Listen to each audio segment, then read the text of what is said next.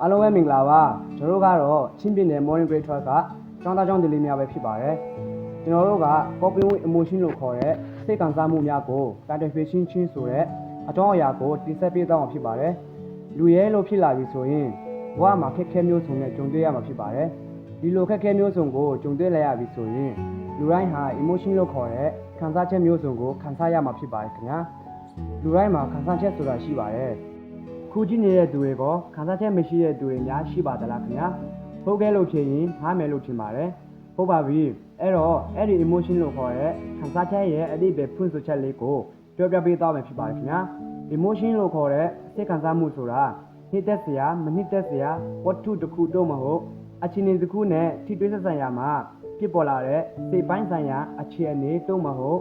တုံ့ပြန်မှုအဖြစ်အတိတ်ပဲဖွင့်ဆိုနိုင်ပါတယ်အချိန်အခါမျိုးမျိုးမှာကျွန်တော်တို့ဟာစိတ်ခံစားမှုအမျိုးမျိုးကိုခံစားရတတ်ပါတယ်ကျွန်တော်တို့ဟာဒီလိုခံစားမှုအမျိုးမျိုးကိုကြုံတွေ့လာရပြီဆိုရင်ဘာလို့မကန်ရမှမတည်ပဲဘဝကိုလွယ်လွယ်နဲ့အရှုံးပေးတတ်ကြပါတယ်ဒီလိုပြဿနာတွေမဖြစ်စေဖို့ကိုယ့်ရဲ့စိတ်ခံစားချက်တွေကိုဘယ်လိုကင်တွယ်ဖြေရှင်းရမလဲဆိုတာကိုအချက်လေးတွေနဲ့ပြောပြပေးသွားမှာဖြစ်ပါတယ်ပထမအချက်ဖြစ်တဲ့စိတ်ခံစားမှုဆိုင်ရာအသိပညာ emotional intelligence အကြောင်းကိုပြောပြပေးသွားမှာဖြစ်ပါတယ်ရှင်စိတ်ခံစားမှုဆိုင်ရာအသိပညာ emotional intelligence ကိုမြင့်တင်ဖို့အတွက်နည်းလမ်းကောင်းများစွာရှိပါတယ်အဓိကအဖြစ်မိမိကိုယ်ကိုနားလည်မှု self awareness မိမိစိတ်ခံစားချက်ကိုထိန်းချုပ်နိုင်မှု self management လူမှုရေးအရာနားလည်မှု social awareness နဲ့ဆက်ဆံရေးကိုစီမံခန့်ခွဲနိုင်မှု relationship management ဆိုတဲ့အစိတ်အပိုင်းလေးခုကိုတိုးတက်အောင်လုပ်ဆောင်ရမှာဖြစ်ပါတယ်ဒီအချက်တွေဟာကိုယ့်ရဲ့စိတ်ခံစားမှုဆိုင်ရာအသိပညာတွေကိုမြင့်တင်ပေးနိုင်မယ့်နည်းလမ်းတွေပဲဖြစ်ပါတယ်နံပါတ်1အချက်ဖြစ်တဲ့မိမိကိုယ်ကိုနားလည်မှုကိုမြင့်တင်ခြင်း self awareness မိမိစိတ်ခံစားချက်များကိုသတိပြုပါတနေ့တာအတွင်းမှာကိုယ်ဘယ်လိုခံစားချက်တွေဖြစ်ပေါ်နေတယ်လဲဥပမာပျော်ရွှင်မှုဒေါသဖြစ်ခြင်းတွေဝမ်းနည်းမှုတွေစိုးရိမ်ပူပန်မှုတွေကိုခဏရပ်ပြီးတော့မှသတိထားပါကိုယ့်ရဲ့ခံစားချက်တွေကိုနာမည်တပ်ပြီးတော့မှဖော်ပြရပါမယ်ခန္ဓာကိုယ်ရဲ့တုံ့ပြန်မှုကိုလေ့လာပါစိတ်ခံစားချက်အမျိုးမျိုးဖြစ်ပေါ်တဲ့အခါကိုယ်ခန္ဓာကိုယ်ကဘယ်လိုတုံ့ပြန်နေတယ်လဲဥပမာစိတ်တူရင်မေးရိုးတင်တာစိတ်ဖိစီးရင်ပခုံးတောင်းတင်တာတွေကိုလေ့လာပြီးတော့မှမှတ်သားရပါမယ်diary journal တွေကိုရေးပါတင်ရအတွေ့ခံစားချက်တုံ့ပြန်မှုနဲ့ဖြစ်ရတွေကိုမှတ်တမ်းတင်ခြင်းကကိုယ့်ကိုယ်ပုံမသိရှိနားလည်စေတဲ့အတွက် diary တွေကိုလည်းရေးရပါမယ်အနိစ္စအတ္တချက်တွေကိုသိရှိပါကိုယ့်ရဲ့ကောင်းတဲ့အချက်ဆိုးတဲ့အချက်တွေဘေးအရာတွေကကိုယ့်ကိုစိတ်လှုပ်ရှားစေတာလဲဘေးအရာတွေကစိတ်ဖိစီးစေတာလဲဆိုတာကိုလည်းဆန်းစစ်ရပါမယ်နံပါတ်2အချက်ဖြစ်တဲ့မိမိစိတ်ခံစားချက်ကိုထိန်းချုပ်နိုင်အောင်လေ့ကျင့်ခြင်း self managementတုံ့ပြန်မှုမပြုခင်ခဏရပ်ပါစိတ်လှုပ်ရှားစရာဒါမှမဟုတ်စိတ်ဖိစီးစရာအခြေအနေတစ်ခုနဲ့ကြုံလာရင်ချက်ချင်းမှတုံ့ပြန်ခင်မှာခဏလောက်ရပ်ပြီးတော့မှအသက်ပြင်းပြင်းရှူပြီးတော့မှ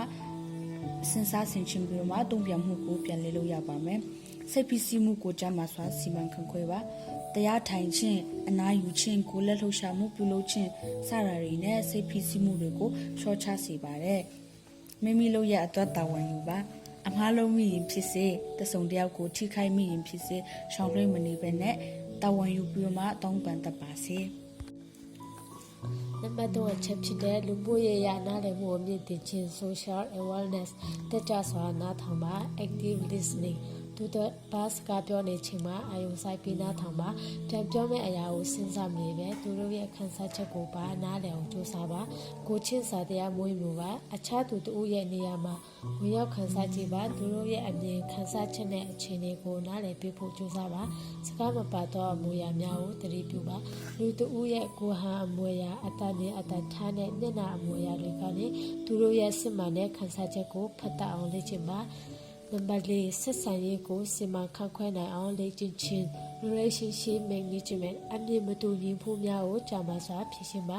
မိမိပခါတွေဖြစ်ပေါ်လာရင်ရှောင်ဖယ်မနေပဲအပြန်အလှန်လေးစားမှုဖြစ်ကြီးနိုင်ဆွေးနွေးပြီးအဖြေရှာပါတို့ပြန်ချက်တောင်းခံပါတည့်ရလို့ရတွေနဲ့ပတ်သက်ပြီးသူတွေချင်းလို့ဖော်ကိုင်ဖက်တွေစီကနေရိုးသားတဲ့အမြင်သဘောထားတွေကိုမြင်မြန်ပါရှင်းပြပြတ်သားစွာပြောဆိုဆက်ဆံပါသင်ခန်းစားရတော့ဒါမှမဟုတ်တင်လို့ချင်တာကိုရှင်းရှင်းလင်းလင်းနဲ့ဒီစာဖို့ရှိစွာဖော်ပြတတ်ပါစေ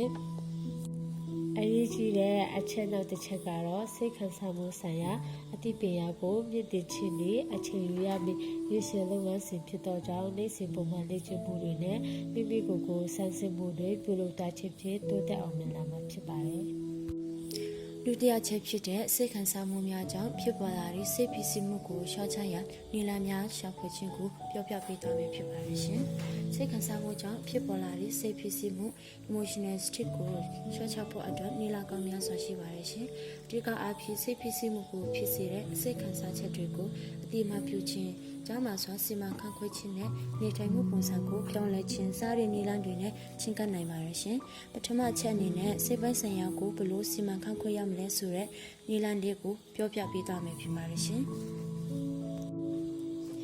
နေ့စဉ်ဖြစ်ရများတင်းရဲ့တုံ့ပြန်မှုနဲ့ခန်းစားချက်ကိုယူသားစွာတင်းရဲ့တာယာတွေထဲမှာရေးသားထားပါခန်းစားချက်တွေကိုစာနဲ့ချာရေးချင်းကစိတ်ဖိစီးမှုကိုစနစ်တကျထုတ်ပြနိုင်စေပြီးပြဿနာရဲ့အရင်မြစ်ကိုရှာဖွေနိုင်စေပါရခြင်း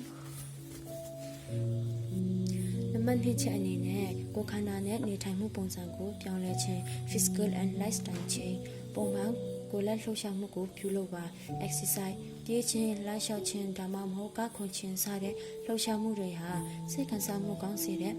endorphins ဟော်မုန်းတွေထွက်ရှိစေပြီးစိတ်ဖိစီးမှုကိုတက်တာစေပါတယ်ရှင်။လုံလောက်စွာအိပ်စက်အနားယူပါအရွယ်ရောက်သူတို့အတွက်တညလျင်9နာရီတော့မဟုတ်ထိုထက်ပို၍အိပ်စက်ဖို့ကြိုးစားပါအေးရဝချင်းနေစိတ်ခံစားမှုတည်ငြိမ်မှုကိုအထောက်အကူပြုတည်ကျန်းမာရေးနဲ့ညီညွတ်စွာစားသုံးပါအသင်းနာဟင်းသီးဟင်းရွက်နဲ့ပရိုတင်းဓာတ်ကျွေးဝတဲ့အစားအစာများကိုစားသုံးပါရီမောပျော်ရွှင်ပါရီမောချင်းဟာစိတ်ဖိစီးမှုဟော်မုန်းတွေကိုရှော့ချပေးပြီးခံစားချက်ကိုချက်ချင်းတိုးတက်စေတဲ့အတွက်ဟာတာများရုပ်ရှင်များကြည့်ရှုခြင်းကိုပြုလုပ်ပါစိတ်ပိုင်းဆိုင်ရာယဉ်ကျေးမှုနဲ့စိတ်ခံစားမှုများကိုထိရောက်စွာထိန်းချုပ်နိုင်စွမ်းမရှိတဲ့သူတွေဟာစိတ်ဖိစီးမှုနဲ့စိုးရိမ်ပူပန်မှုတွေကိုအလွယ်တကူခံစားရနိုင်ပါတယ်ရှင်။ကိုယ့်ရဲ့စိတ်ခံစားမှုတွေကိုတတိပြုမိခြင်းဟာမိမိကိုယ်ကိုနားလည်သဘောပေါက်ဖို့အဓိကတော့ချက်ဖြစ်ပါတယ်ရှင်။ကျမတို့ရဲ့စိတ်ခံစားမှုတွေကို